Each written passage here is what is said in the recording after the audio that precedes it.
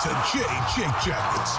Gear up to fire the cannon and hit the ice with your host, Jay Ashdown and Jake Gehringer. And we're jumping right back into this. Oh man, oh man. Okay, see people, this is why we don't shoot, like this is why we record at noon at the latest. Mm-hmm. Yeah. Because of days that I had like Thursday night. Where, I mean, we do this for you, believe me, I still love doing this. Mm-hmm.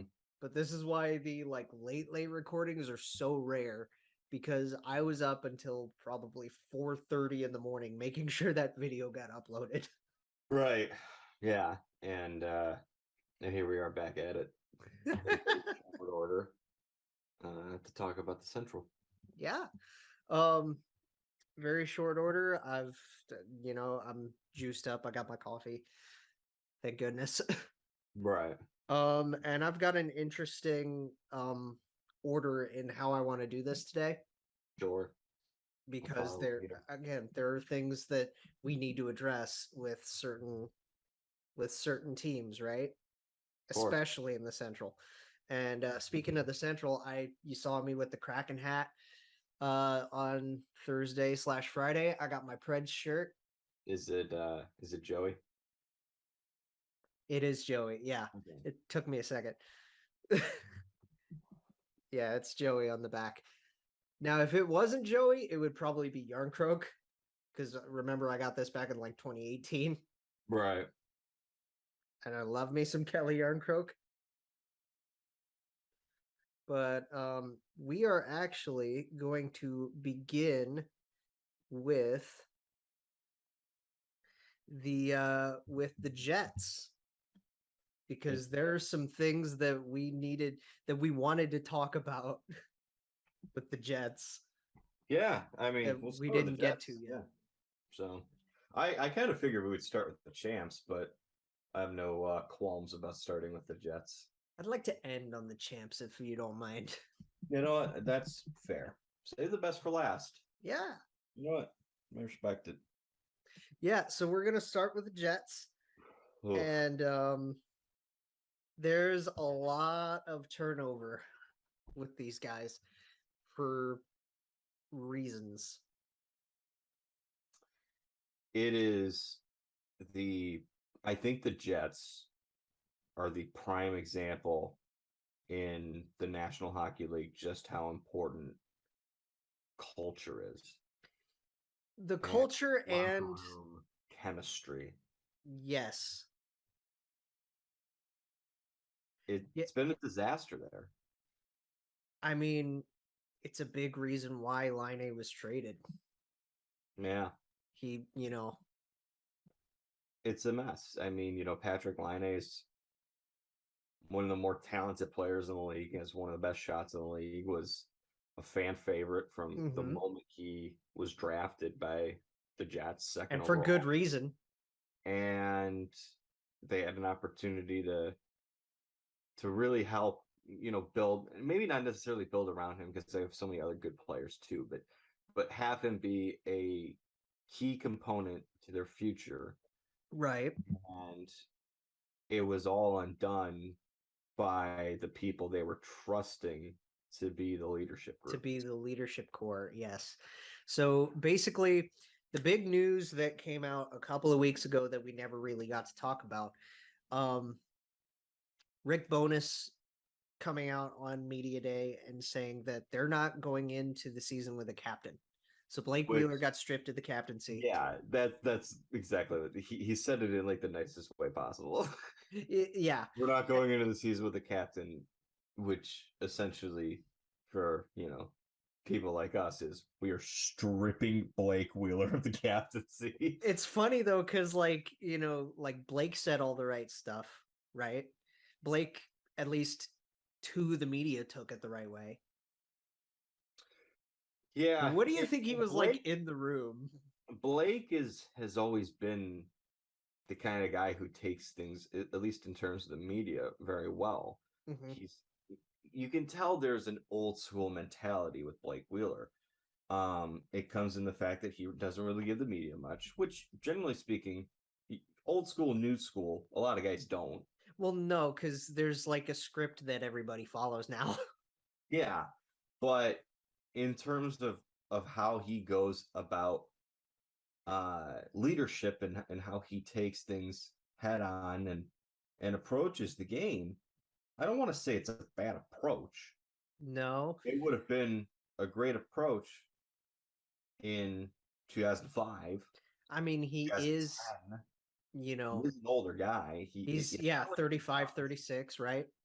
And I think it's very apparent that that mentality has never gone away from him, which is fine. You can maintain that mentality. It's just that can't rub off on the other people. Like, if you have a guy like a Blake Wheeler, he's your quote unquote bad cop. You need to have a good cop. And the problem is the other cop in question is Mark Scheifele, who is a younger guy, but everything Blake Wheeler does in his approach to the game rubbed off on Mark Scheifele. He's the same way. Yeah, you would have thought that he would be like, okay, I don't want to be as tough on these guys as Blake is. I would like to balance this out, but he modeled his, at least, persona after Blake, and that's really not helpful at all. Like, And I think you can have that for a short. There's a shelf life. It's like a coach. it's like, you know what this reminds me of? What? And this is such a stupid comparison, but it's the Lego movie to me. Liam Neeson's Bad Cop. I've never seen it, so that is You've never seen the Lego movie? Oh, it's Jake. You I mean, then expected me again, to see yeah. the Lego movie. At least for the first one, it's like, at least it's a fun little movie. I'm sure it is. I just, But it's like Liam Neeson plays this, good cop and bad cop where, like, you can swap the faces or whatever. And yes, it's Liam fucking Neeson. Yeah. And he ends up like erasing the good cop face. Right. With like a Q-tip or whatever. And that's essentially what happened with Scheif under Wheeler's watch. Like I was saying, like, I don't think that it's so bad that you can't have it. And Scheif wants out. When you have two guys so similar who've now been there for a decade. Right. That's when it becomes a problem. And also it's just the lead by example too. There's an element to the game that is so frustrating for both these guys. They don't play any defense. Exactly. We belabored that point plenty. And you could be a leader who doesn't really play a ton of defense. Like Ovi doesn't play defense, but there's roles, and he's got a very different kind of leadership than Scheif and Wheeler do. He's also a hell of a lot better of a player than either of those two guys are offensively. And I mean, like, I feel like Kyle Connor gets left out of this conversation too in terms of the top line talent. Who doesn't play much defense? Yeah. But at least his personality is enough to soften the blow of these other two guys. Yeah, there's a reason that Kyle Connor is liked, and a lot of people in Winnipeg right now don't view Blake Wheeler or Mike Scheifele in a favorable light. It's the two more favorable guys, at least in terms of your forwards, and I love these guys, are Connor and Ehlers. Yeah. And that's the thing. Like, when we talk about this all the time with the Blue Jackets, it's not just the culture with the Jets that's been the issue. It's been the construction of the Jets, because we talk about with Patrick Laine, what do we call him? He's a Ferrari. Yeah. The Jets were fucking loaded with Ferraris, but it's like, dude, you need a goddamn pickup truck. You need a couple of Jeeps in there. Honda. Yeah. Good Lord. What are we doing here? I was going to say, yeah. They had Mark Scheifele, Blake Wheeler, Patrick Laine, Kyle Connor, Nikolai Ehlers, like they're all unbelievably talented hockey players. Not a single one of them plays a lick of defense. The fact that Connor Hellebuck won a Vezina trophy with this group, especially with how bad their defense has been over the years too. I mean, when we talk about top goalies in the world, Hellebuck has to be number 3, right? We know who 1 and 2 are. He's got to be 3. Considering what he's got in front of him and the numbers he puts up. Considering what he has in front of him, yes, 3 makes sense. I would still kind of, I don't know, because there's a little bit of wiggle room with me. There are other guys for sure. There are other guys you could argue. I think one of the guys who's moving up in those ranks plays for the shirt that you're wearing right now.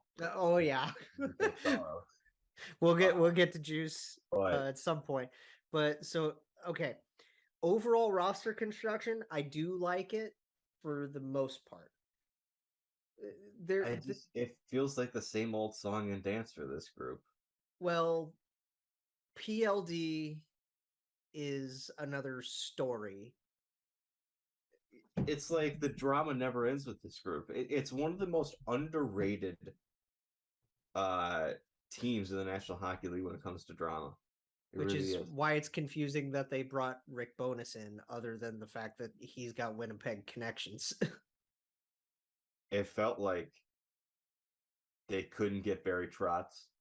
Mm-hmm. They tried to get the Barriest of the Trotz that were left in the available coaches.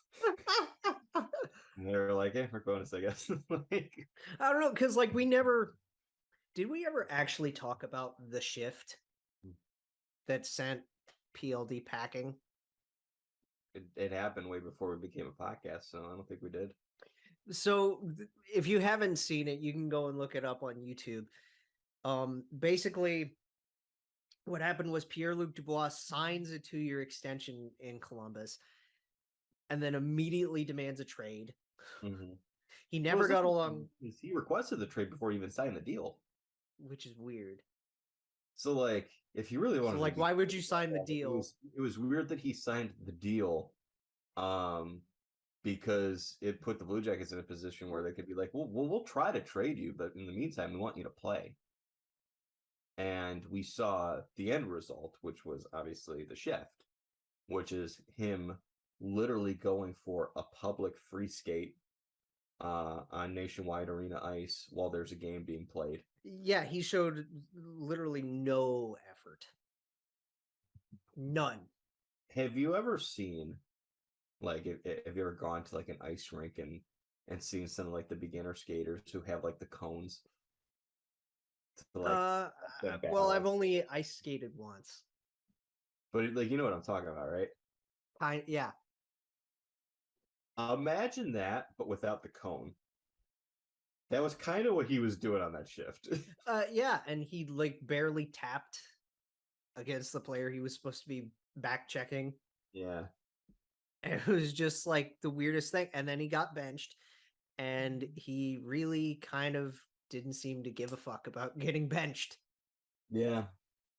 He was just they're letting me go anyway, whatever. It was just the equivalent of a teenage girl in class on her phone. Yeah. It was bizarre. So who knows what's going on with PLD eventually? We know he wants to go home to Montreal. Yeah, so that's the only place he wants to go. Yeah, so you're the Jets here, right? And you have this incredibly talented player, in Patrick Laine. Mm-hmm. And you have to deal him because you're not dealing the guys in your leadership group. One, because dealing Blake Wheeler would be tough. The market for him would not be high. You're not going to get a return. You've invested so much into Mark Scheifele. Yeah. You want a center to kind of help out. You're looking for hopefully a guy who could be a little bit more two-way. Mm-hmm. So not only do you give up Patrick Laine, they gave up Jack Roslovic too. Oh, yeah. To get Pierre-Luc Dubois. And not even, 2 years into this? And he already wants to move on again. He wants to move on, and Patrick just got extended Jack is sticking around. Yeah. Like, this is all It's a mess. it's a mess for the Peg. Yeah. We said it I think most people said it when it happened, while there were rumors swirling for Line, while he was still a Jet, that it would be really, really difficult to win a Patrick Line deal for the Jets. And this is one of the situations where I feel for Kevin Cheveldayoff, because I can understand the thought process. And we've talked about how Chevy, like, he's got his extension. I still don't know how he's going to get him through like a full rebuild if they go that route, because he's been there so long since they moved back to Winnipeg. Yeah. So his mindset here is, well, let's trade away Patrick Line while he wants out. Mm-hmm. And we have this kid who's an RFA, Jack Roslovic, who doesn't really fit into our plans, and his value isn't as high as we'd hope. We'll put them together and we'll get Pierre-Luc Dubois in a third, and we will try and have him. We'll put him at second line center behind Scheifele. Mm-hmm. And hopefully this is the boost to the lineup that we need, because even though we're not going to be getting as much offense from Dubois, you're getting, first of all, he's a center. Yep. Second of all, he's better defensively. Yep. Not great defensively, but still better. You're getting a guy who's physical, who can go to the front of the net, who does a lot more dirty work. It was a long-term investment into something that they lacked. They got rid of a Ferrari. They wanted a little bit more of a rugged pickup truck who had some versatility to him, and it's been a disaster. Yeah, it's almost, because it's just like Pierre showed a little bit more bite, like, immediately when he got there, just because kind of his dad works for the organization. Mm-hmm. But then it dropped off. And he played well last year. I don't want to take that away from him, but no, it's hard if you're the Jets, and let's just look at the numbers here real quick. I do want to give like a really nice roster rundown, because they added a lot of guys that at least I find interesting. Right. So last year, Pierre-Luc Dubois, he played in 81 games. That's big. Good for him. 28 goals, 32 assists for 60 points. Hey, that's not too bad. The problem is Patrick Line played in 56 games and he did 56 points. 56 points, yeah. And on top of that, what was Roslovic's stats were, he played in 81 games as well at 22 goals, 23 assists, 45 points. Good for Rosie, especially because because Jack was up and down the lineup. God, he was terrible the first half of the season. Jack was on all four lines throughout the course of the season. Yeah. And there are times he wasn't playing center. He was playing on the wing, or, like he was all over the place. And then in the second half of the season, he starts to get it together. Mm-hmm. Got really hot, was playing in the top six, was scoring goals. Like, it was nice to see. He scored a hat trick or two. Yeah, against the Red Wings. But like, if you're the Jets today, like, what would you rather have? Would you rather have a disgruntled center who just got you 60 points in 81 games? Would you rather have two disgruntled centers? Because Scheif kind of wants out. So it's like, I know at the time it seemed ridiculous, to at least in where they were at for the Jets. This is total 2020 hindsight. Mm-hmm. But you have to regret making the decision to cut loose Patrick Line rather than cut loose the two problems in the locker room. Yeah. So going through the roster, Appleton came back from Seattle. I do like Mason Appleton. Mm-hmm. They got Barron that can make it. Obviously, you have Connor, you have Scheif, you have Wheeler. Those are your big guys.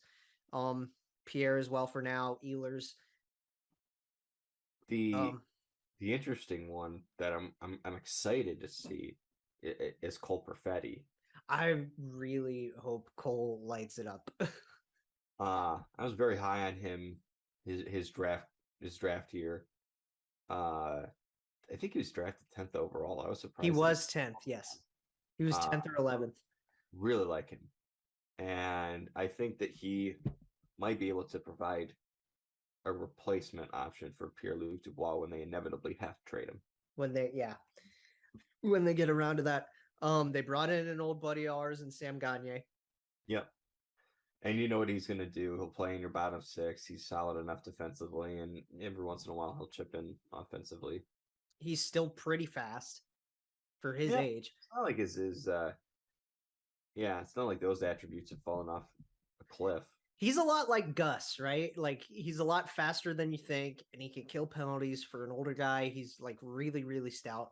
Yeah. And he chips in when he needs it. Gustafson, I'm interested to see what he can do. I'm interested to see what Harkins can do this year. Adam Lowry, same thing. Lucius, if he makes it. Again, Cole, they brought in another old flame of ours in Kirby Reichel. Interesting. I didn't know that. At least I see K. Reichel in here. I'm pretty sure that's Christian Reichel. Is it Christian? Yeah. Let me click on this just to be. It is Christian. Okay. But so not Kirby, but Christian. And they did bring another old flame of ours in Kevin Stenland. And hopefully he helps out their bottom six a lot. I miss Stens. He was great here.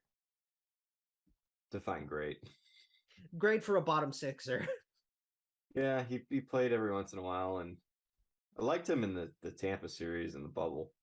But yeah, and he had some really memorable. He had a couple, at least memorable goals to me. Like he had that one where he completely golf swatted it out of midair and sniped it. When was that? That was last year or the year before. He's a lot more memorable to you than he is to me. I don't know. I keep track of those bottom six guys a little bit more, right? There's Torgerson, there's Vesalainen, there's Dominic Toninato, and then obviously there's Wheeler, who, funnily enough, if you look on the NHL app, he's still listed as the captain. That's tough. Who knows? Maybe Bones can finally teach him a little bit of defense. Yeah, perhaps. Because Bonus is a more defensive-minded coach. In terms of their defensemen, you got Dylan DeMello. They brought in Capobianco from Arizona. Chisholm could maybe make this roster. There's Brendan Dillon. There's Ville Heinola. Josh Morrissey, who I love. Yeah, Josh Morrissey was fantastic last year for them. Neil Pionk, I also really like. Sautner could make it. They got Nate Schmidt, and then there's the curious case of Logan Stanley. Logan Stanley is tall. Logan Stanley is a big boy. He's 6'7". It's a pretty weak defense, to be honest. Nate Schmidt, they didn't give up much to get him, but I think he fits what they do well. It's just he's really expensive. Pionk's great offensively. Brendan Dillon, and then Dylan DeMello are both solid defensively. The obvious number one on this defense is Josh Morrissey, and I like Josh Morrissey, but I don't think he's a true number one in the NHL. I think he's a number not two, really, but they lost a lot of defense and they lost a lot of leadership, like way back when they lost Byfuglien. Yeah. I think the big question mark for me on this defense is I think you've got guys who have solidified themselves in their roles. Because I feel like Buff was the good cop to Blake's bad cop. Who? Byfuglien. Yes. Yeah. You know? And I think that's a good point because it's not lost on me that things really seem to shit really hit the fan when Byfuglien left. Yeah. And you almost have to question why he left. I mean, injuries. He was getting older. He was certainly getting older. He had some injuries. So, Is like, there any there's contributing factor from just I don't want to play with this group anymore? there could have been, because who knows? Like, does Blake Wheeler not feel almost tyrannical in there? I would say he more than feels that. Like, it's just He feels like an anchor, less like he's an King. anchor in so many ways. His cap hits an anchor. He doesn't play defense. He's But more King than Blake. anything- Like, it's weird. Yeah. And I struggled to see this team going as far as they potentially could go with him in that locker room, even if he's not the captain. I struggle to see it. Yeah, I don't know. But the big question for me on defense, so like we have guys that we know what they can do. They're kind of solidified in their role. We've spent Josh almost a Norman- half an hour on this, so we need to go. Yeah, but the big one I want to know is what they have in Ville Heinola. I do want to know what Ville can do. And then in terms of goaltending, like Comrie's gone. We know Hellebuck's going to carry most of this, but then they did bring in David Riddick. He played for the Predators. He did play for the Predators. That's what I will contribute to that. Riddick was good with the Flames as a backup. Legendary Toronto Maple Leaf, to be honest. He actually did have a decent run with the Leafs. How many games did he start? Not many at all. I don't even think he started a game for them. He started a couple. He started a handful. He started the one his first start was against the Flames, and he flew in with Calgary. Oh my god, he started 3 games. I still, because it's so his one round pick for every game he started. God, it's just weird because because again, when they traded him to the Leafs, that next game that they had was against Calgary, so he just kind of flew in with his former teammates and then just went to the other locker room, and he kept his Flames pads and all that shit. Yeah. Oh my god. Anyway, so yeah, Riddick's gonna back up Helly, and who knows how that's gonna turn out. He might play another 3 games. Yeah. So no disrespect to the talent on the team and no disrespect to Predictions. Bonus as a coach, but I had this group finishing 6th in this division. There's too much turmoil going on, and it doesn't seem like there's a real solution to the problem. There's too much cloud in this group. You still have Blake Wheeler in that locker room. You still have Scheifele, and you don't know what his future is. You still have Pierre-Luc Dubois. You don't know what his future is. You still have a group that's talented offensively that doesn't play a lick of defense. You downgraded at the backup position. Yeah, and you're playing in a pretty decent division. So 6 is fair. I'll have to agree with you on that. We're going to move on, and we're going to go to the team that used to be the Winnipeg Jets in one of the tank bowl contenders, the Arizona Coyotes. Yeah, I think this will probably be one of the faster ones that we do, to be honest with you. Yeah. What else there is to say about this group? We talk about the Coyotes all the time. Yeah, and I don't want to act like this group is like sub NHL or anything like that. They kind of are, but all the memes, jokes, and everything that we could say, I'm sure you've all heard it. We know what this group's intentions are. Yes. They are trying to rebuild for the future. They've already got Logan Cooley and Dylan Guenther in the system, as well as some other guys, and they're looking to add to it with a top prospect like a Connor Bedard or Matvei Michkov. That's the goal. That is the goal, especially with these next few years playing at Mullet Arena at ASU, which, by the way, Mullet Arena, that's a fucking great name. Yeah, and if there's any time to rebuild in this kind of way, we still don't know why Shane Doan stepped away from his position. Yeah, I'm not too worried about that at this moment in time. I hope he's okay. I hope he's okay. I don't know why he did, but if there's any time to do a rebuild like this, would it not be during your 3-year stay at a fucking college arena? 3-2-4, because remember there's that option, which is that's a really fucking long time Yeah. to play at a college rink while your other negotiations are going on. There's just so much uncertainty around the group because the only guys you have locked in long term that are going to be here long term are Clayton Keller, Nick Schmaltz, and Lawson Krause. I do like the Krause deal. Yeah. In terms of dollar amount for what he does, it's an overpay, but you're the Coyotes. You're way under the cap. What do you give a shit about the cap? Like, right, exactly. you know, They brought in Nick Bjugstad. They brought in Zach Cassian, to add some more sandpaper, I guess. They have some interesting. Richie played well for him last year. Yeah, that's the thing. I was thinking you have some interesting deadline guys.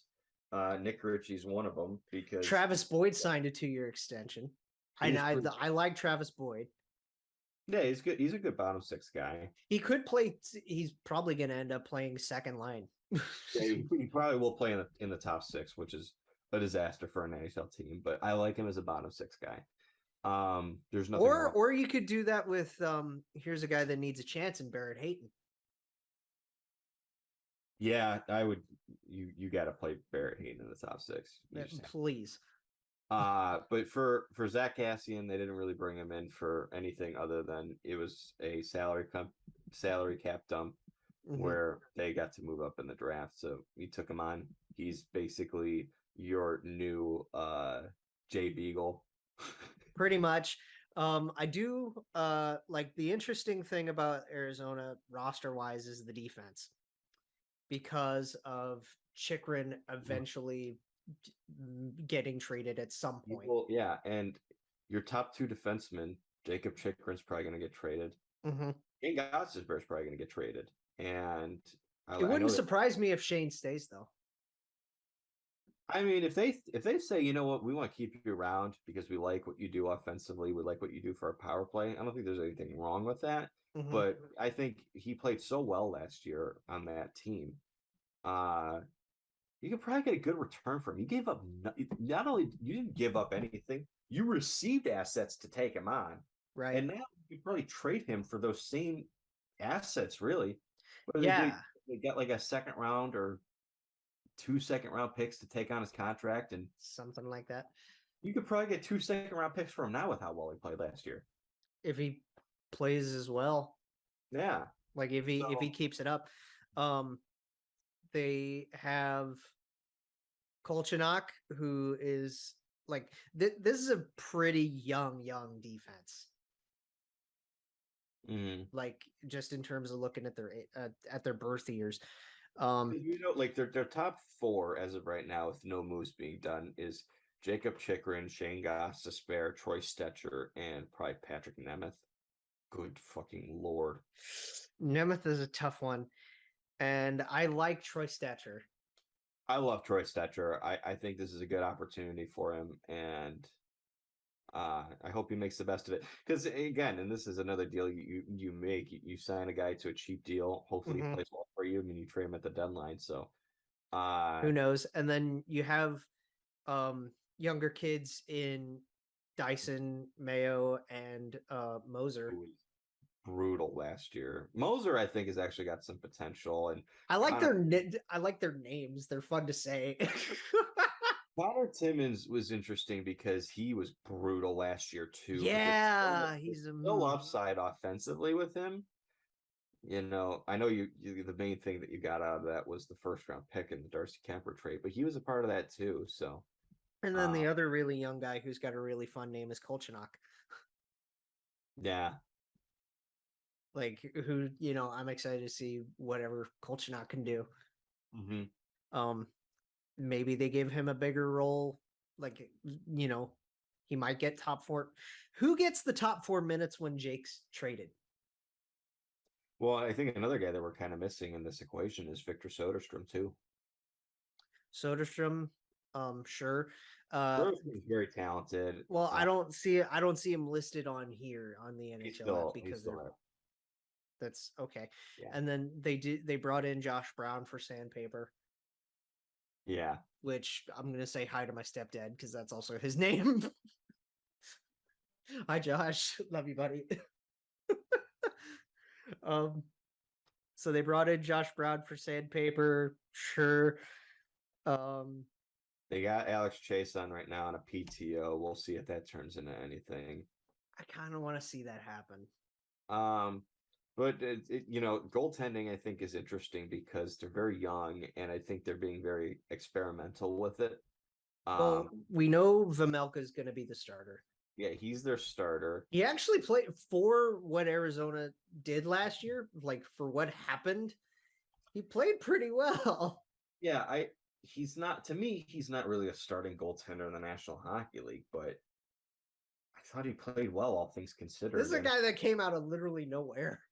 Yeah, what was he, like a 5th round pick, like 5-6 years ago, and something like that. And he played. They signed Carter Hutton, and they had someone else too, and they're like, "Oh my god, this is a terrible." But then they had Wedgie. They had Wedgwood. Yeah, Wedgwood was the other guy, and it's interesting. Wedgwood actually became pretty good last year in Dallas. Decent backup in Dallas. Yeah. Yeah. This Vejmelka kid comes out of nowhere, and I think he at least showed enough that he can be reliable as a backup for most teams. But for this team, he can take the load of games, and he's a little all over the place because there were games that were brutal, which is understandable. You're on the Coyotes. But then, I would just check like the NHL app or Yahoo app, and I'd be like, Coyotes are winning the game. This is interesting. And do you remember when they went? Vejmelka has stopped 45 of 46. Do you remember when they went on that fucking tear where they just scored on everybody? They won I think 7 of 8 or 9 games. Well, they won 3 games with a combined score of 30-5. Yeah, they had a game where they scored not. They had a game where they scored 9, and then the next game they scored 8, and it was who gave the Coyotes all this offense? And we talk about the offense. Look, this is not a very good team, but there's still some bright spots. And, the things that are there are obviously last year we saw the breakout that we were hoping for from both Clayton Keller and Nick Schmaltz. Yes.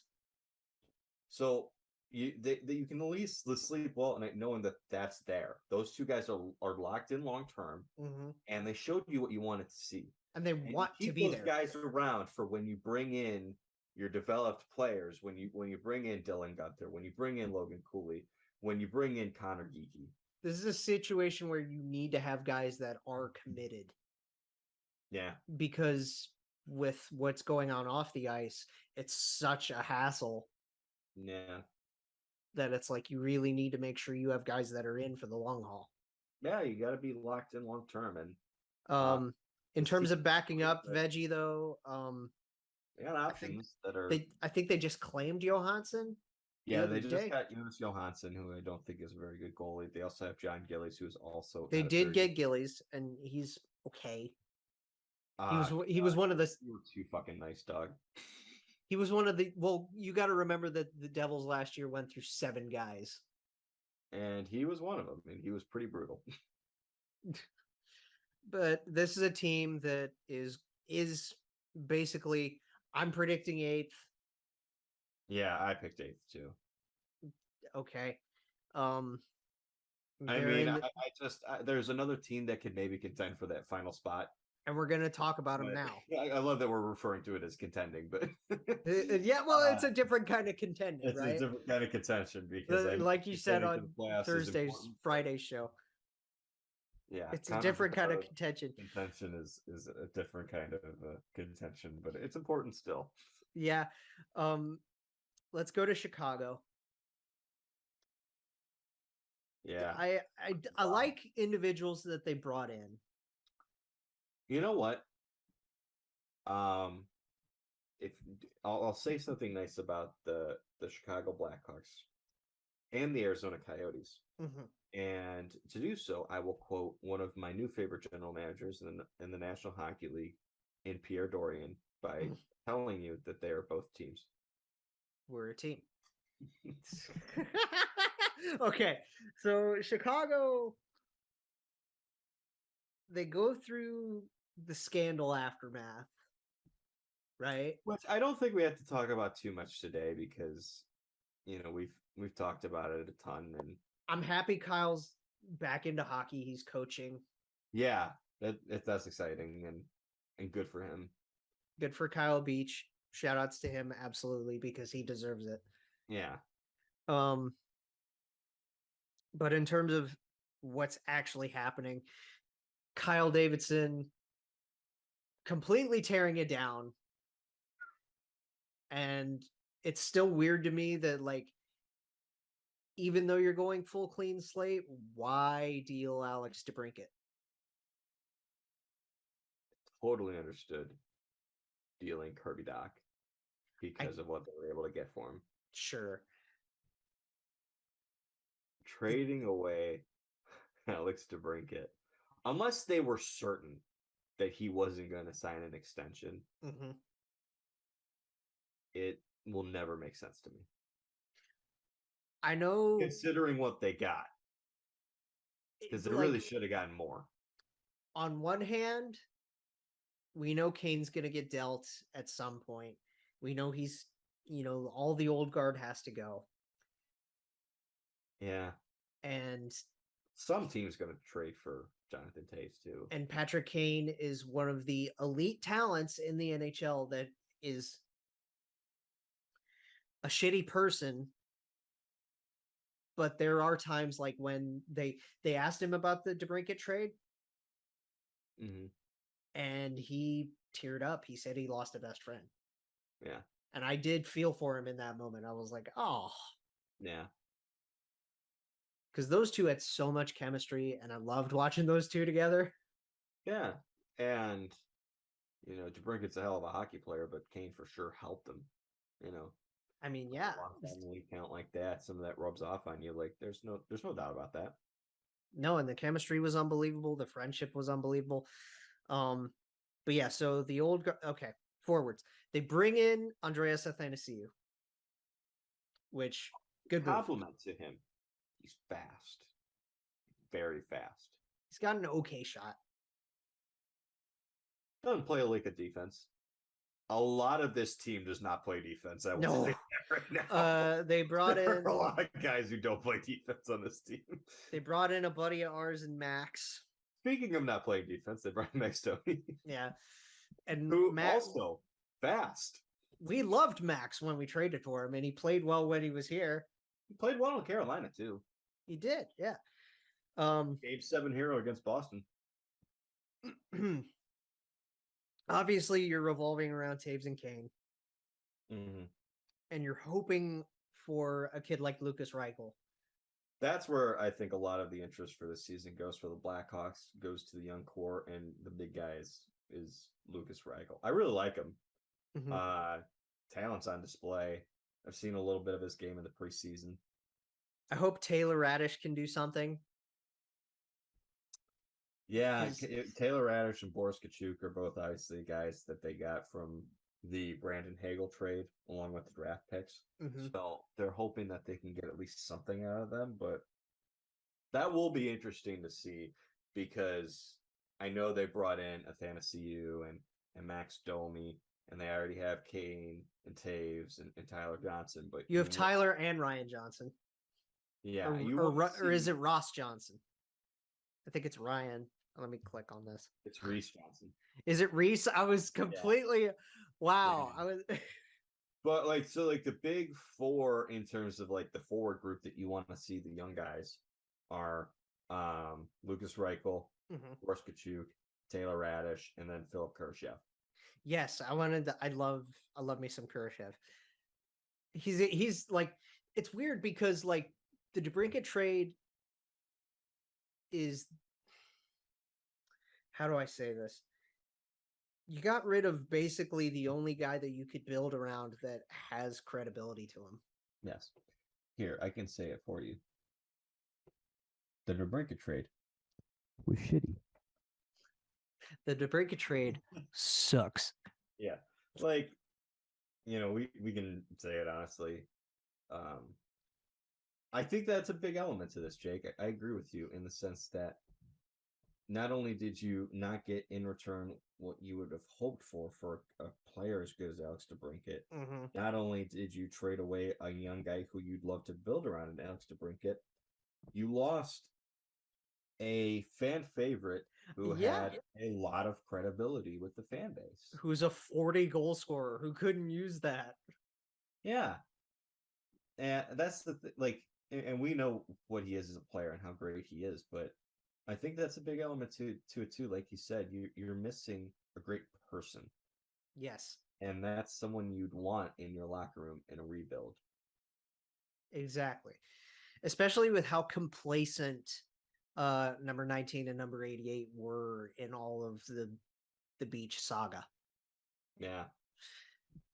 It's like you can't trust anybody anymore in this locker room, really. No, like we said on multiple occasions, they lost a lot of credibility. They bring back Sakura. They're bringing, they got Sam Lafferty in a trade. Yeah, that was the Nylander trade. That was the Alex Nylander trade. Yep. They still have Jujhar Khaira, which I like Khaira. Yeah, I think he had the injury last year that was yes, really rough. So I'm really rooting for him. I'm rooting for Khaira. And then they also, sorry, go ahead. Just come back and provide some value. I'm hoping that he does well. They brought in Colin Blackwell. I like Blackwell. He's a good bottom six guy that can fill in maybe second line minutes if he has to. 2-year deal at $1.2 million is really good value for Colin Blackwell. And they still have Kirby's brother in Colton, who's just hilarious that they drafted Colton Doc and we're like, yeah, we'll make Kirby happy, and then they trade Kirby, and it's like, their defense. Nick Bodine, decent player. They brought in Stanley Cup champion Jack Johnson. Yeah, that's the headliner of this group, isn't it? It's still weird to me that he's not wearing any kind of because 7 technically isn't retired, but he's wearing 8. That's gonna look weird. Yeah, because we've always seen him wear 7 or 77, right? Well, we've seen him wear 7 or 3. Oh, it's 7 or 3, right? Yeah, because I think he wore 3 with the Avs last year, if I'm not mistaken, and he played most of his career with the Kings wearing number 3, I believe. That's fair. You have the Jones brothers. Yep. Seth is still a very good hockey player. He's overpaid, but he's still a very good hockey player. Caleb provides in your bottom pairing. Maybe in your middle pairing if he has to. Yeah. The interesting, and I mean Caleb's our age, so he's young. Yeah, I'm interested to see what happens here with Jake McCabe and when he can come back, because Ian Mitchell too. He's a pretty good defenseman. Because you could get something for Ian Mitchell, maybe. They signed Kretinsky to his ELC. So who knows? He might make it. I do like me some Jake McCabe. I love me some Connor Murphy. He's going to be wearing an A again this year. Yeah. AAA Columbus product. Powell kid. Yeah. But more look. And then the other defenseman to at least bring up is Riley Stillman. Yeah. I think the forward group is weak. I think the defense group is weak.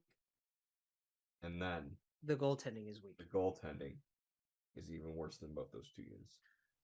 Well, that's the problem so they trade Marc-Andre Fleury to Minnesota, right? You lose Delia and what's his face? Lankinen. Lankinen. Yeah, I don't know why I keep forgetting names like this. Well, and here's the thing: Lankinen and Delia to Mrazek and Stalock, I actually think is a little bit of an upgrade, to be honest. But at least Mrazek is an NHL talent. Yeah, no, and that's where this becomes interesting for the Blackhawks is Peter Mrazek isn't a scrub. He wasn't very good last year. He had a lot of injuries. He's had a lot of injuries the last 2-3 years. Yeah, but we've seen the flashes from him. We've seen him be a good goalie in the NHL. Yeah, but and we know Stalock is a stable backup. Hardly. He's stable enough to be a backup. Not in 2022, but they're going to try and make him a backup, I guess. But I do want to see what's going to happen with Arvid Soderblom. I think we're going to be seeing a lot more of him this year than I think fans want to. There's nothing against the kid. It's that you don't want to rush this kid like most goalies. And he's going to be playing a lot of games because Peter Mrazek is very, very injury prone at this point of his career. Yeah. And you're not going to want to start Alex Stalock every game if he gets hurt. He's injury prone and he's usually out for very long stretches. Yeah. I feel for Peter Mrazek. The talent's there, but at this point, is his groin there? I don't know. Well, that's the thing. He's pulling it every other week. Well, when he played in Toronto too, he always looked lost. He didn't know where his net was. Yeah, exactly. It's like, dude, you're standing in it. Stay there. Yeah, he allowed some of the funniest goals I think I've ever seen a goalie allow in a short stint for the team. But anyway, he is a bounce back candidate. Like it's going to go one of two ways, in my opinion. Mm-hmm. I can't see Peter Mrazek starting 45 games this upcoming season and have a 908 save percentage. Mm-hmm. Either he is going to start 50 plus games and give you like 9-11 to 9-14 goaltending, actually be pretty solid, or he's going to start like 20 games, have a shitload of injuries, and have like an 895. Right. Maybe 901 at best if he's going through his injuries. So to me, your positioning kind of depends on what you get from the goaltending, because frankly, the difference between Arizona and Chicago is I think Chicago's got a better forward group and a better defense, but they at least have enough elite talent to get them, to steal them a few games that they don't deserve to win. Yeah. Kane and Taves can go off and have 3 points and you win 4-3. Yeah. But with Arizona, what they have that the Blackhawks don't have is they have some semblance of a goalie. Yeah. Because at the same rate that, Kane and Taves can steal you some games, we saw last year there were some bad starts from Pavelka. He stole some games for them. Veggie had himself, and I love that that's his nickname. Yeah. Veggie played really, really well in a lot of games for Arizona that they really kind of didn't deserve to win. Yeah, so I don't know. To me, goaltending is very much what determines who finishes in that top spot in this division for Connor Bedard. Yeah, and I'm going to say 7. I'm saying, I put him at 7 too. So we've been in agreement for 3 teams now. We're 3 for 3, baby. We'll see how our top 5 shapes up. Let's go to these guys in Smashville. All right. I love this roster. This is another roster that I'm really fond of. Yeah. This is, to me, another group that I really like their offseason. I think this was a nice bounce back offseason for David Poile because there's been some question marks over the last couple of years with him. Is he kind of losing his touch a little bit? This was a really good offseason. He traded. So let's go through this small trade tree. All right. Yeah. He trades away Ryan Ellis, who's got a mammoth contract and tons of injury issues. And he's probably done. What they get? They get Nolan Patrick out of it and Philip Myers. Now, they trade Nolan Patrick to get Cody Glass. Cody Glass doesn't play. Philip Myers isn't very good. But because of the salary cap situation in Tampa, he takes advantage of that, trades away Philip Myers, and gets himself a Ryan McDonough. So essentially, he traded away Brian Ellis for Ryan Ryan Ellis, McDonough. who might not play again. Right. This And is he such a gets scary thing. he gets Ryan McDonough, and whatever you get of Coda Glass at this point is a bonus. Yeah.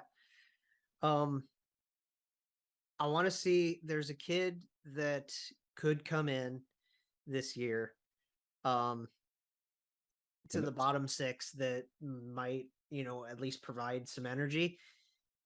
Which is, like, it's Nashville. The crowd is always fucking pumped. Yeah. Like, any energy you get from your bottom six is just there to supplement what the crowd can do. Mm-hmm. But Afanasyev is a kid that could do something, right? I want to see Dutchy have another year like he had last year. Dane was great last year. You're probably not going to get that production again because I want to see something similar. But can he give you 35 goals and 35 assists next year? I think he can. Yeah, That's he's still a realistic goal for him that I think he can hit. He's still a 70+ point player. Yes. And, Johansson had a little bit of a bounce back last year. You kept Phil Forsberg, who is on the back of this t-shirt.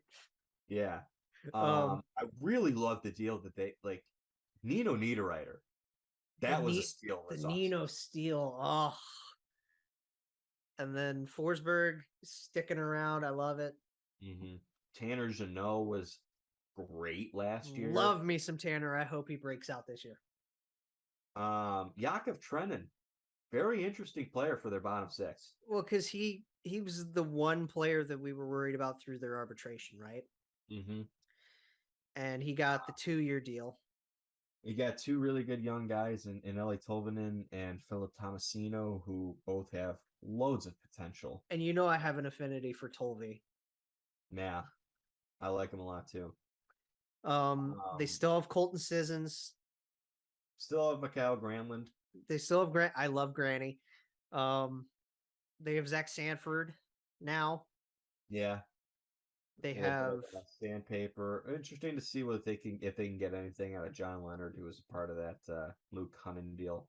They have Jankowski now. Yeah. They have Jankowski. They have McCarron. It's a good forward group. Yeah. I think it's a pretty solid top six, and I think they've got pretty good depth. They brought in how we brought up the Sherwoods? Which one they get? They got Kiefer. Okay. But as much as I like their forward group, it's actually the defense what I really like. Well, they've always been built around their defense and their goaltending. Especially down the left side. Roman Josi is excellent. Roman Josi is a Norris caliber defenseman. Still. Matthias Ekholm is still excellent. Matthias Ekholm is fantastic. Ryan McDonough. Yeah, they just got Ryan McDonough. And I think like that left side is going to carry so much weight for them, and it's really going to help the continued develop of guys like Alexander Carrier and Dante Fabro. Yeah. And they still got a really good leader in Mark Borbietsky. They have Jeremy Lozon as well. Oh, yeah, they got him from Seattle, didn't they? Yeah. So, and that goes on top of what I think is one of the best goalies in the league in Yusei Saros. Here's a guy that they have listed just because they still have like camp guys in here. Mm-hmm.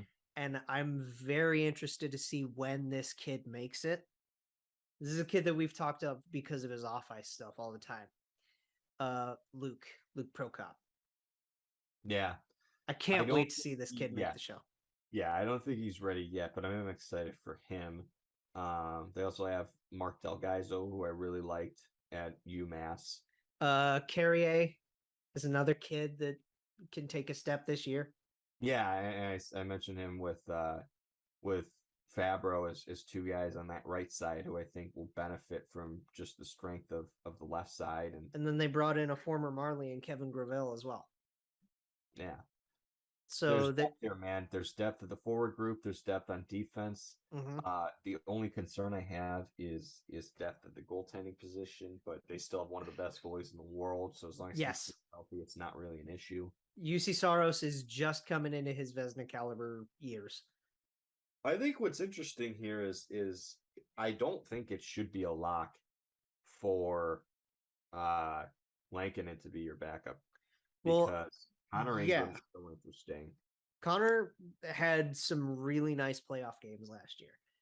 And in the future, like it's not going to impact them this year, but still worth mentioning for the future. You still got Yaroslav Askarov. Yes, I'm very excited to see what Askarov can do.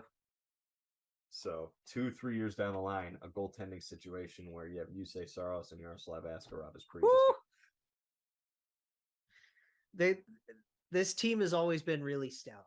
Yeah. Like David Poyle's always been known for his defensive acquisitions, and like from the beginning. Yeah, from the beginning, we went from Shea Weber and Ryan Suter to PK Subban and Roman Yossi to Ryan Ellis. Yeah, Ryan Ellis, and now it's this group with Yossi and McDonough and Ekholm and Fabro, and hopefully Fabro joins that. Yeah, it's solid. They've been solid for a very, very long time. He's done a very good job building this team up. But I am going to pick them to finish 4th in this division. I do like them a lot as a team. The problem I have is I just don't believe in John Hines as a coach. You're right. We talked about coaching a lot in the Pacific preview and how we're wishy-washy on a lot of their coaches. One thing that we forgot to mention with the last few coaches or the last few teams, Tarigny is just going to do what he can do in Arizona. And then I'm very excited to see what Luke Richardson can do in his first year as an NHL head coach. Yeah. I've been waiting for this guy to get a chance. I didn't feel it was so necessary to mention them in that kind of conversation because I don't think that their that's why we're bringing them up now. Just affects their positioning as much as the other guys do. I do like Rick Bowness to an extent. I'm hot and cold on him, but to me, even though I do like some elements to him, I don't think he's enough to overcome the disaster they have in that locker room. But I think it's a good team. I don't trust their coach, and I'll leave it at that. You said what? 4? 4.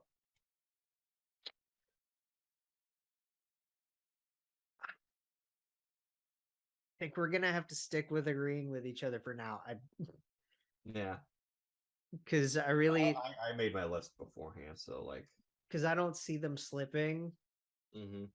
And I still think there are teams that are, a little bit better. Let's go to the Blues. All right. I mean, this is why I'm so tired. It's noon. We've been recording for a little over an hour already, and I closed out of the NHL app. That's all right. I can rosters. It's a very similar roster to what we've seen in these last few years. Their core hasn't changed much. You still have Ryan O'Reilly, Vlad Tarasenko, Braden Shen. They brought in Pavel Buchnevich last year. He's excellent. Brandon Saad, Jordan Kyrou, Robert Thomas. And those two just getting their big extensions right off the bat. Yeah, Ivan Barbashev is still there. Braden Shen's going to be there for a long time. Yeah. On defense, it's Justin Falk, Torrey Krug, Colton Parayko. Robert Bortuzzo. Little skeptical of the Nick Leddy deal, but see how that goes. Their depth is interesting because I like a lot of their depth guys. I like Nico Mikkola. So in terms of forwards on depth, you have Nola Chari brought in.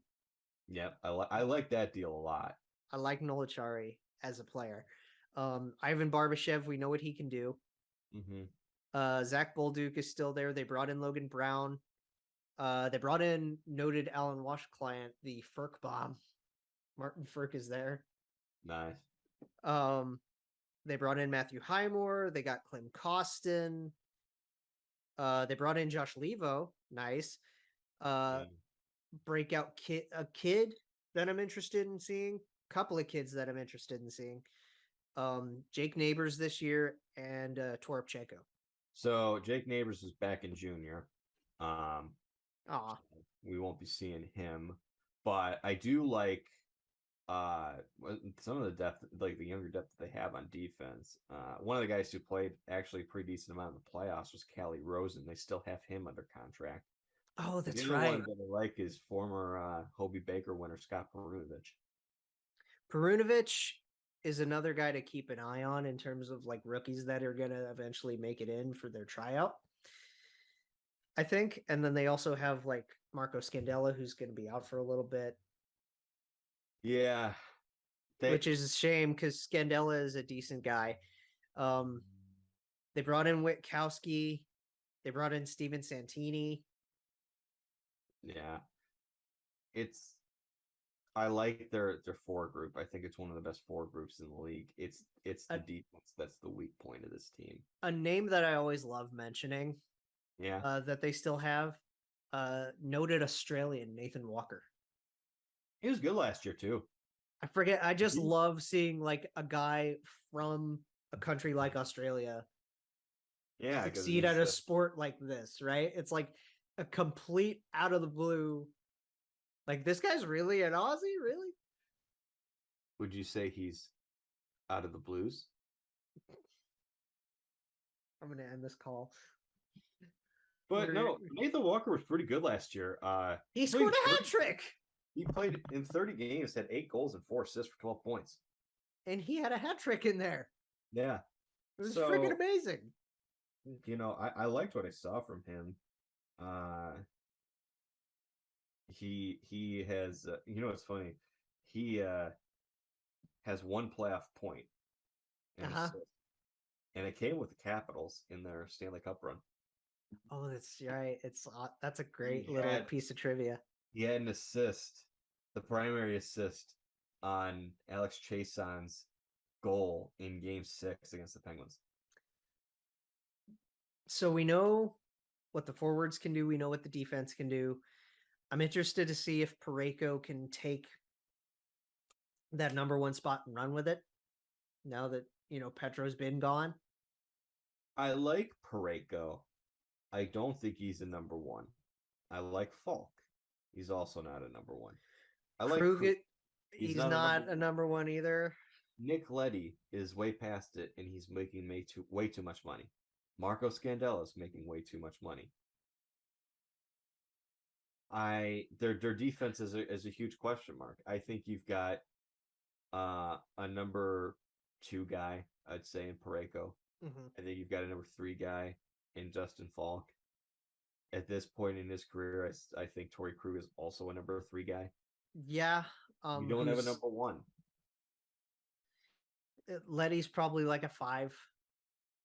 Yeah, I'd say 5 at best at this point, and he's making way more than a 5 money. Yeah. Gandella's a 6.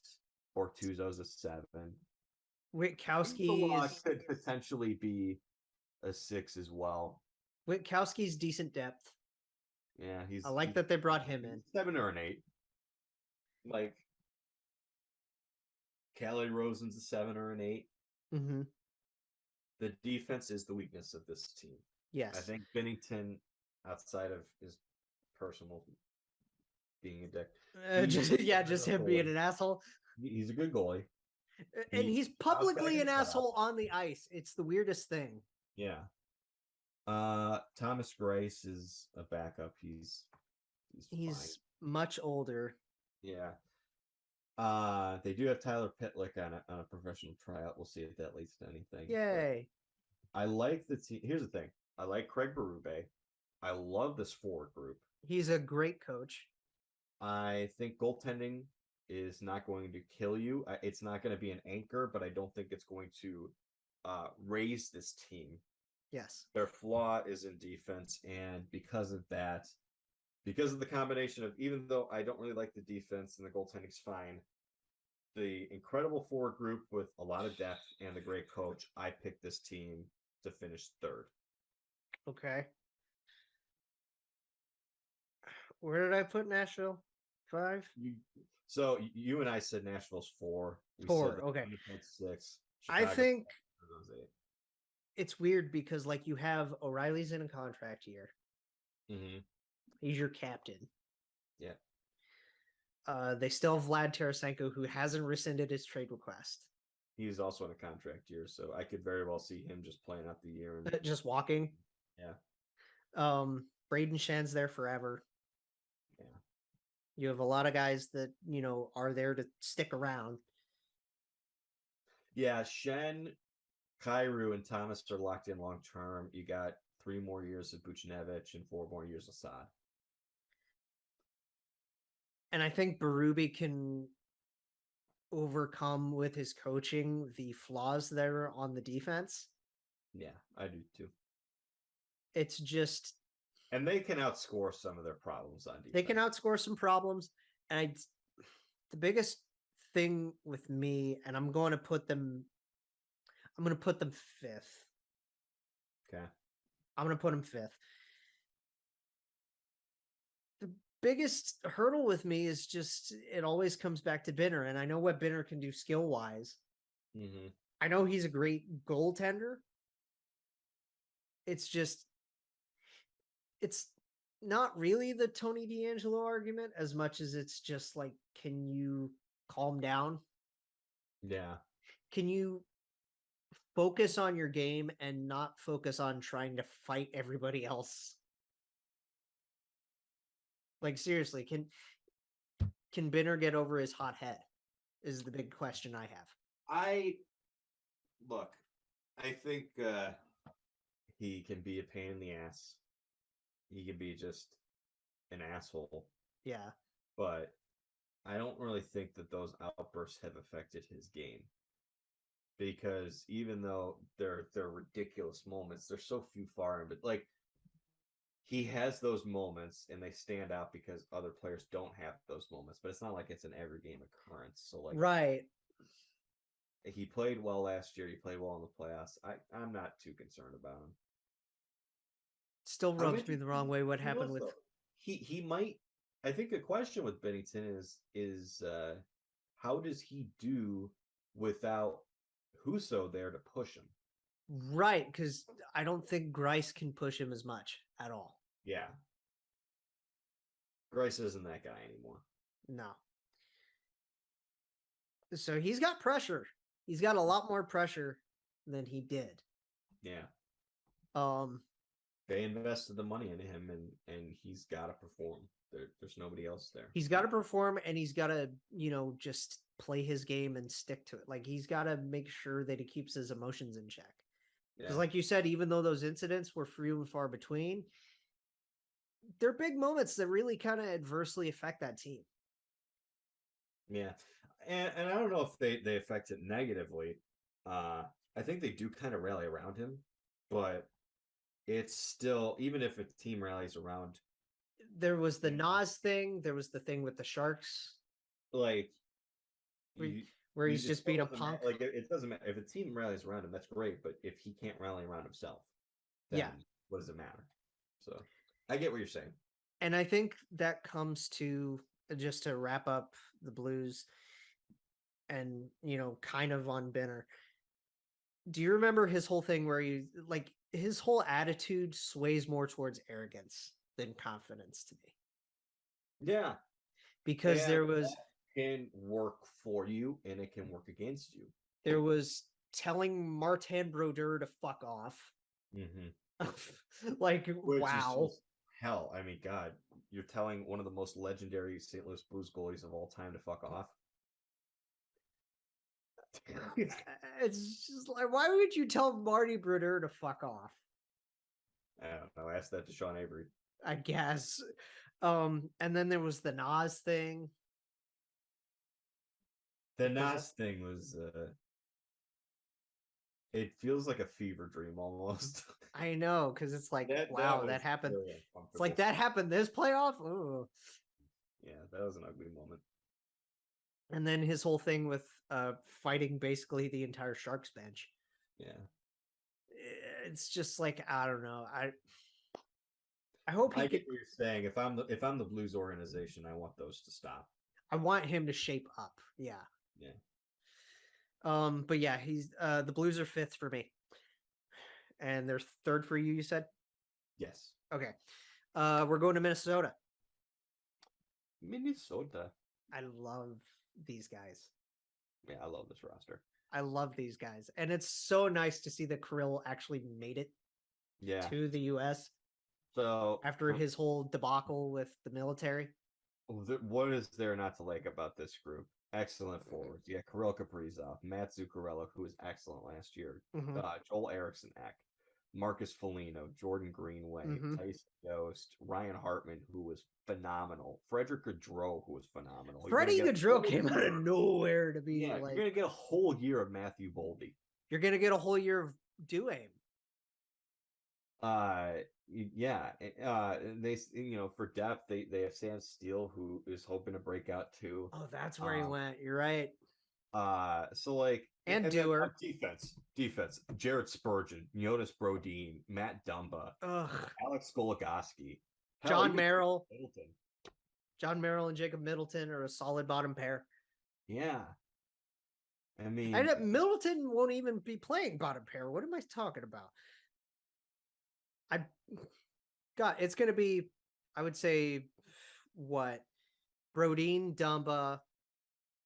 no. I mean, Spurgeon's you might. on the top pair. Brodin, Spurgeon. Yeah. And then Dumba with Goligoski probably. goalie and Middleton can probably interchange, right? Yeah. And then that leaves your right side, or that leaves Merrill and like that's such a good core. The tough part to me is like just looking at what this says here. I don't know what their depth looks like on defense. Well, here's another guy that's interesting on defense. They got 2 young guys for both defense and offense who can really join in and make an impact. On defense, you got Kalen Addison. Yes, okay, he's in it. Yep, because he And was then in the on Zucker offense- deal, right? Yeah.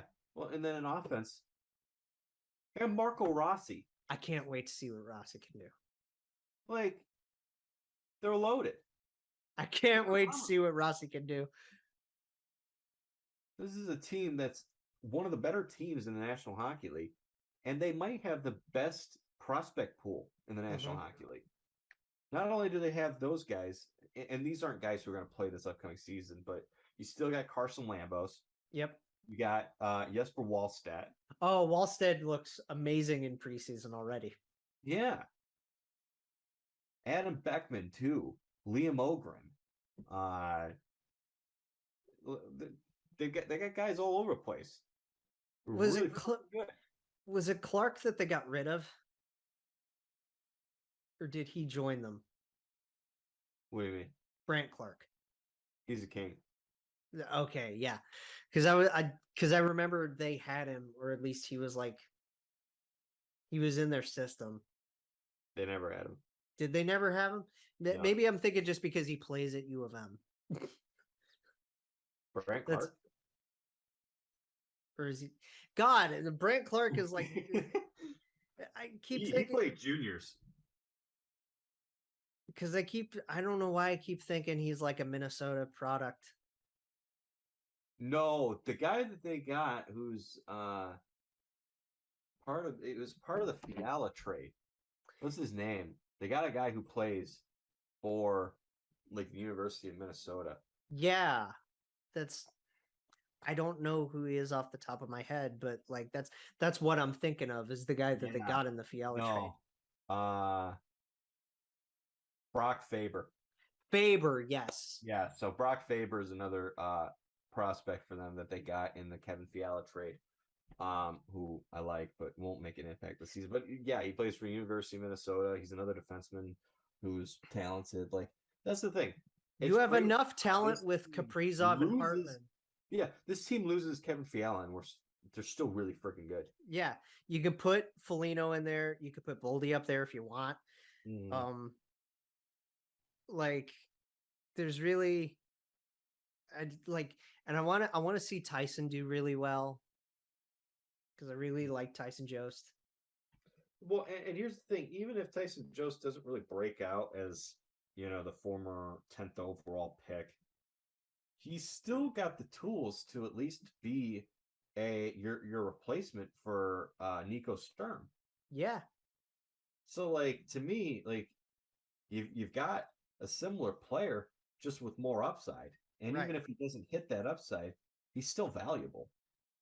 And because we got to get rolling, we still got a few more teams to get through. Goalies, your tandem. Now that Talbot is out of the picture, they traded for Philip Gustafson to back up Marc-Andre Fleury. A little bit of a cap move, but Philip Gustafson's still only 24 years old, still has some potential there. He played well in Ottawa. Yeah, and Marc-Andre Fleury is your number one goaltender. We know what he can do. He's a friggin' legend. Yeah, and is he what he used to be? No, but he's still a solid enough goaltender to be a number one. Yeah, he's your number one guy, and like I said, for Binnington is kind of what I'm going to say for Fleury here. I don't think Fleury's going to be so great this upcoming season that he carries them to more wins than they deserve, but I don't think he's going to be bad enough to where they get less wins than they deserve. And that's all they need from him. Mm-hmm. And he's got the experience that they need in the postseason too. So hopefully, when they get back there, that can he can carry some burden. Yeah, he can help with the run. But I love this team a lot. I love Dean Evison a lot as the coach. So his facial expressions are hilarious. They are hilarious, and I love how he coaches this team. I love how they play. Their depth is phenomenal. I love their defense. Do you remember that meme where they were playing the Leafs and Spezza or Simmons got ejected or something, and he's just got this smirk on his face that looks like Hannibal Lecter? I've never seen it. You'll have to find it for me. I'll have to find it because it's so funny. And I remember Steve was doing the LFR for it, and he pulls up the picture and he just goes, "Do you hear the screaming of the lambs, Clarice?" I don't know about you. I got this team finishing in second. I gotta agree with you. Second feels right. Yeah. Second feels very much right for this Minnesota squad. And now we go to the team that used to play in Minnesota, in Dallas. Yeah, so I think everybody knows who our number one is going to be. So I'll start off the bat and tell you that I have them finishing fifth. It's less about the group and more about their competition in division. Yes. Because say what you want about Pete DeBoer, he's still a pretty good coach, especially in the early stages of his tenure with the team. Yeah. But this group is kind of all over the place. There's so much uncertainty around Jason Robertson right now, so he's not a part of this equation. Yeah, I think he's gonna hold out. Yeah. So okay. I wanted to mention this. Their owner came out and said he doesn't like paying young guys. Yeah. And so part of the equation, part of the reason I had them fifth is because I am judging them right now on the basis that they don't have Jason Robertson. Yes. So when I look at this group, I see Tyler Seguin, who's aging and is still okay. Still good, but good God, he's making a fuck ton of money. Too much, yeah. Jamie Benn is in the same exact boat. His game's been going down for quite some time. Mm-hmm. Joe Pavelski's still very good. Pavelski, for his age, is actually awesome. I like getting Mason Marchment. I think he fills a void. Marchment was a really good move. But outside of that, I like Rope Hintz, but there's not much else to like about this group. I like a lot of their bottom guys, and I mean there are still names to talk about. Like Foxa was terrible last year, and he's yeah, not Foxa needs to do a lot better. Glenn Denning's fine. Glenn Denning's all right. Ty Dellandrea can come in, do something. He's interesting. Gurianov really needs to bounce back. Guri is the big Bad. question mark. That's why he only got the 1-year prove-it deal.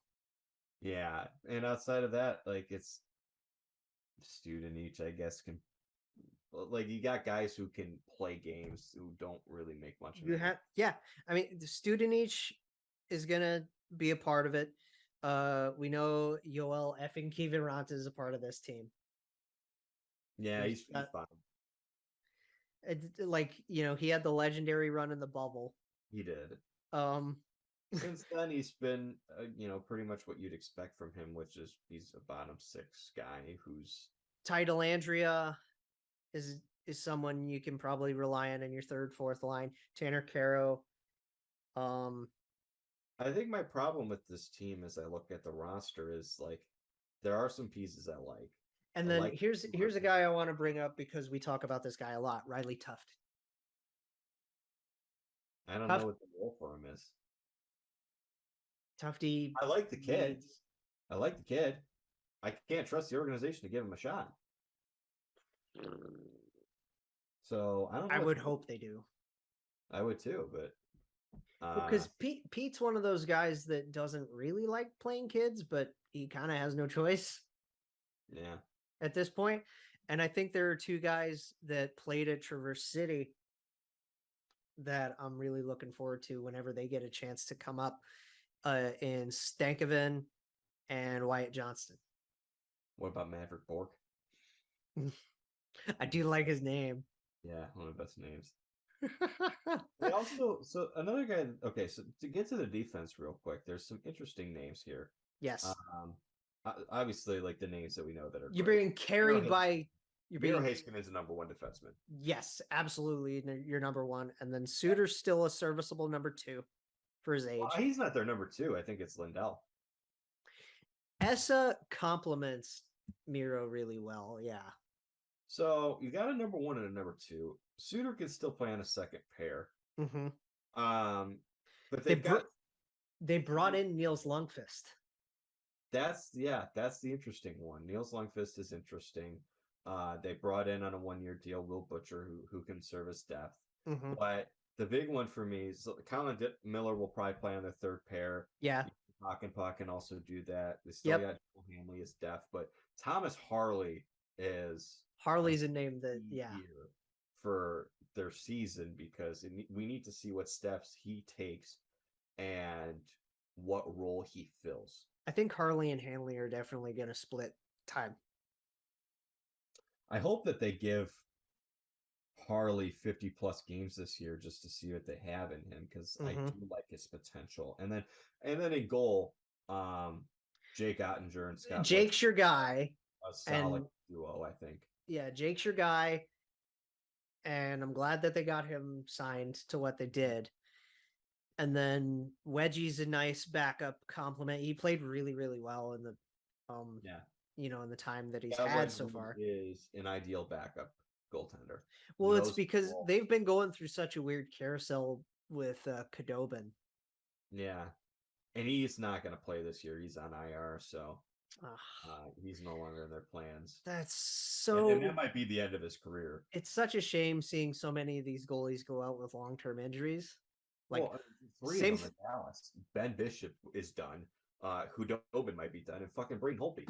Braden Holtby's basically done, and Bishop is going through a weird thing where it's like he's working with the Sabres.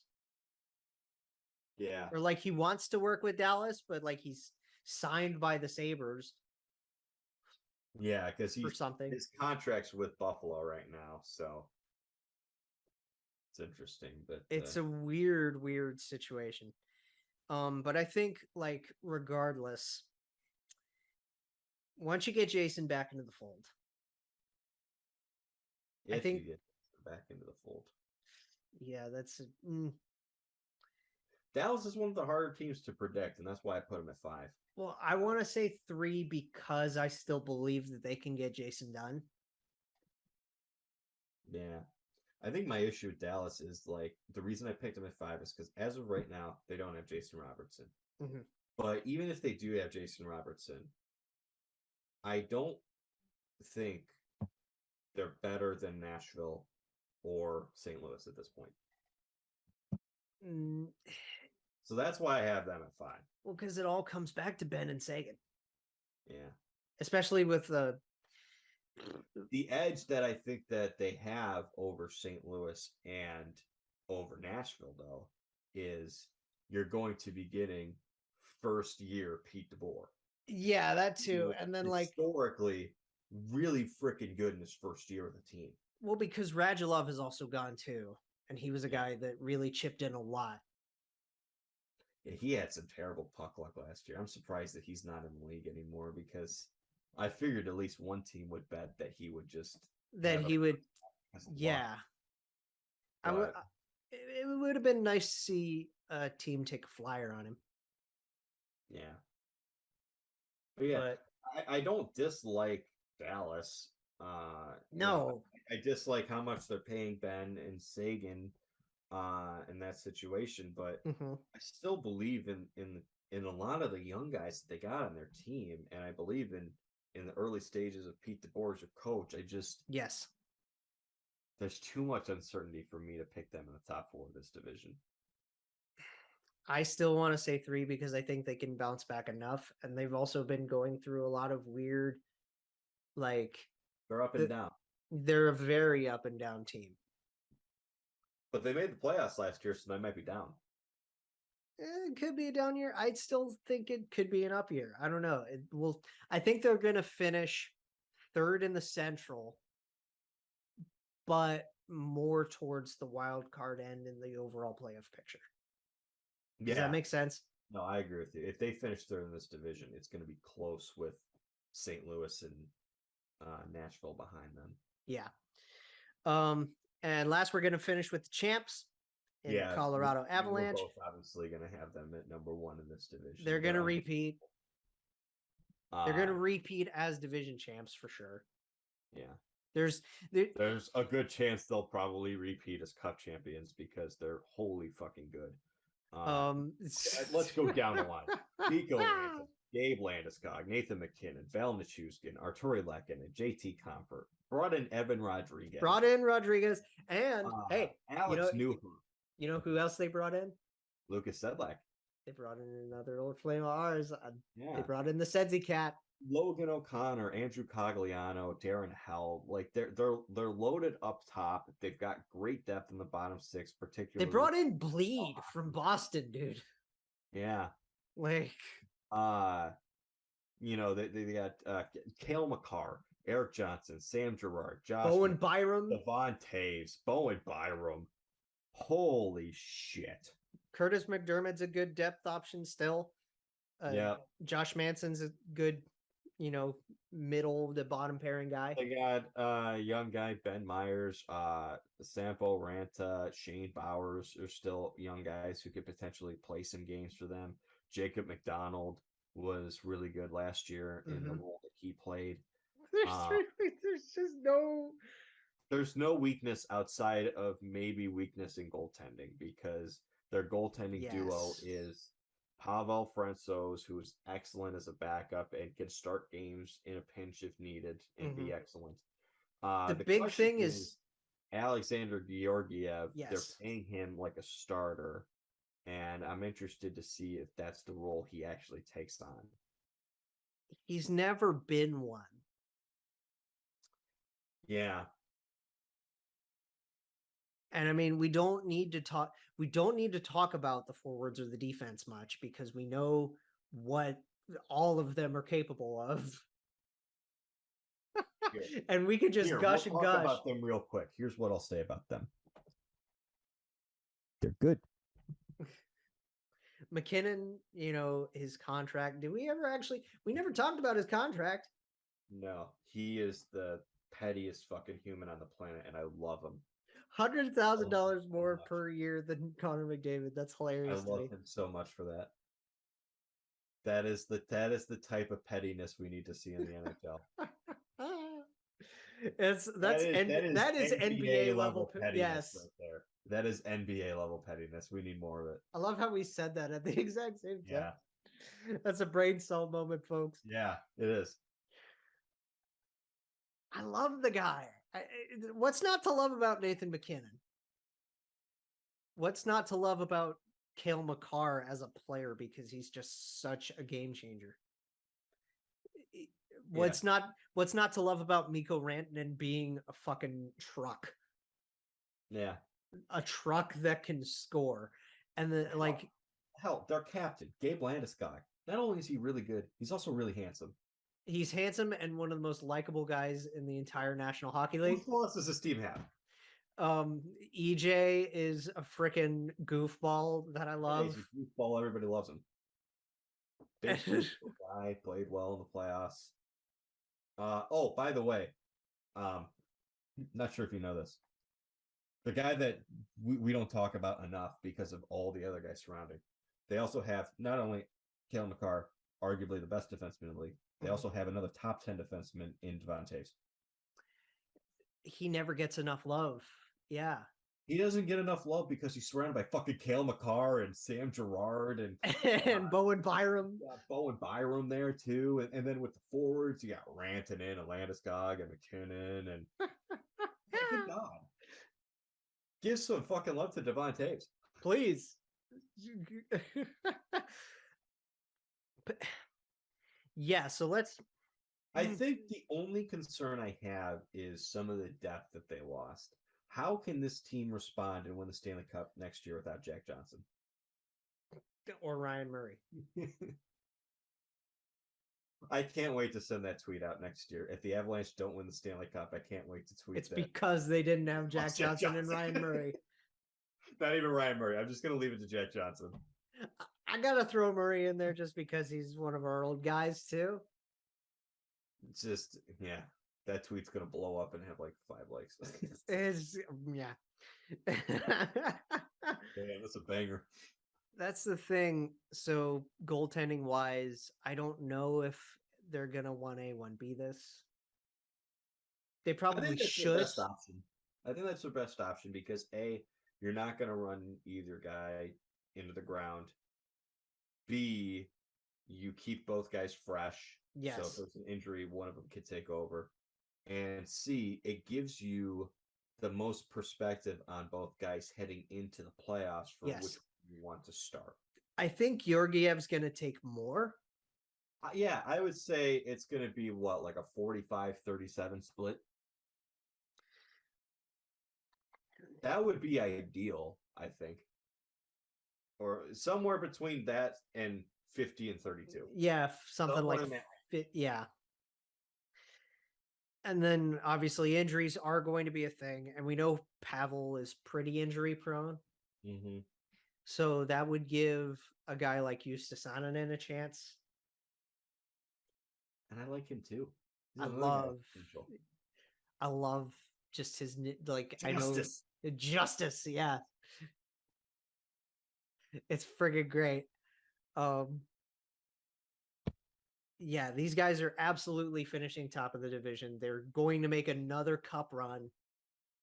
Like they're one of the only teams that we talk about Calgary going on a run and being certain. We talk about Edmonton going on a run and being fairly certain. Yeah. Colorado's another one of these guys that is like another one of these teams that is a shoe-in for a run, if not a repeat. Yeah. And I think we'll leave it. They're a lock to make it to the third round. They're a lock for at least the Western Conference Final. Yes. All right. And that does it for the Central. Real quick, just to go over, I have Colorado 1, Minnesota 2, St. Louis 3, Nashville 4, Dallas 5, Winnipeg 6, Chicago 7, Arizona 8. Colorado 1, Minnesota 2. Oh my gosh, Dallas. I'm just Dallas 3, Nashville 4, St. Louis 5, Winnipeg 6, yep, Chicago 7, and Arizona 8. All right, I think this is a good one. It's a lot shorter than the last one. Yeah, we did a good job. And this one will actually give me time to get this up at a decent hour. This is why we don't shoot at 7, Jay Ashdown. I'm such a nice guy for shooting early today. We'll see you guys Tuesday for the Atlantic preview. Jake Jackets, a podcast for fifth liners and all puckheads around. Follow the guys on Twitter at Snake Garinger, GARRINGER, and at by J Ashdown. And subscribe on YouTube or wherever you listen. March on.